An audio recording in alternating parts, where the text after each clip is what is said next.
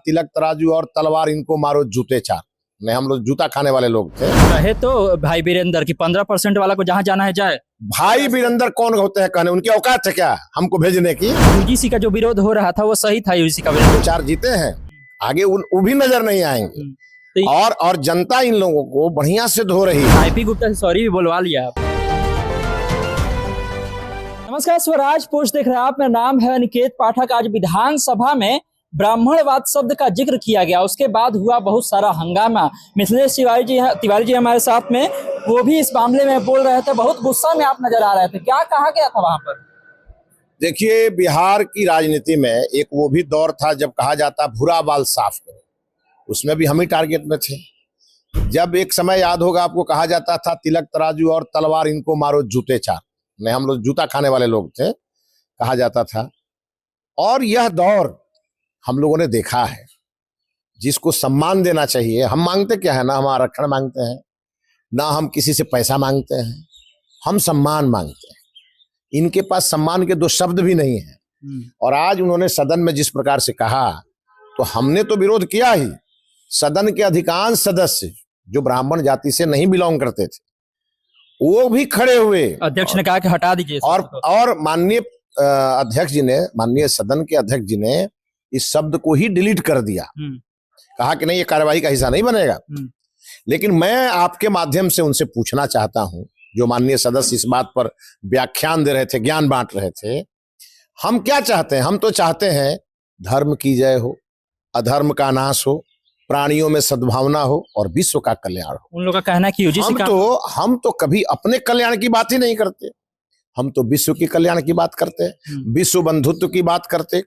जब देश को बलिदान की बारी आई थी, जब अंग्रेजों से लड़ना था, तो सबसे पहले हमारे परिवार का व्यक्ति मंगल पांडे, चंद्रशेखर आजाद जैसे लोग शहादत देते हैं। जब महिला वीरांगना को सबसे पहले लड़ाई के मैदान में कूदना था, तो रानी लक्ष्मीबाई कूदती हैं।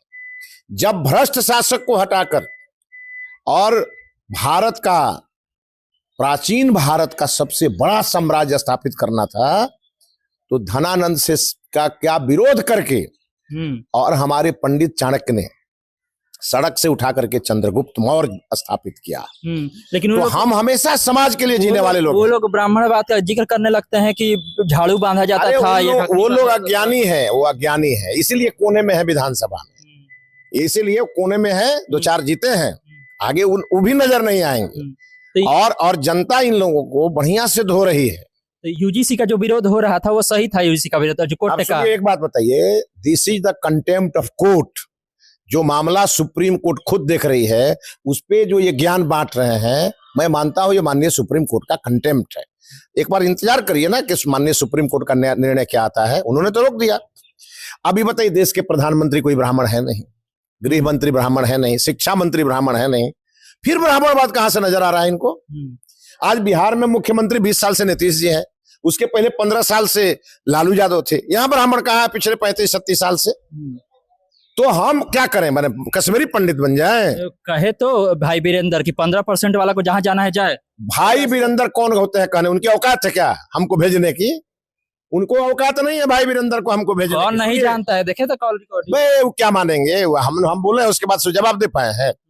मेरा कहना यह है आप लोगों से कि हम विश्व के कल्याण की बात करने वाले लोग हैं, और हमारा देश विश्व गुरु बनने की ओर है, अग्रसर है। हम यही देख के प्रसन्न हैं। इन लोगों को जात जात खेलने दीजिए।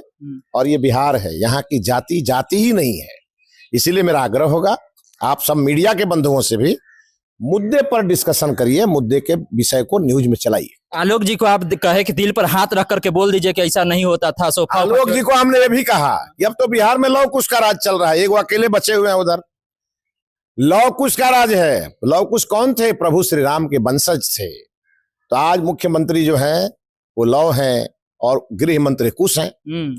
तो आज और हम जो हैं, सो हम लोग जो हैं, हमारा तो यही काम है, राज ठीक से चले।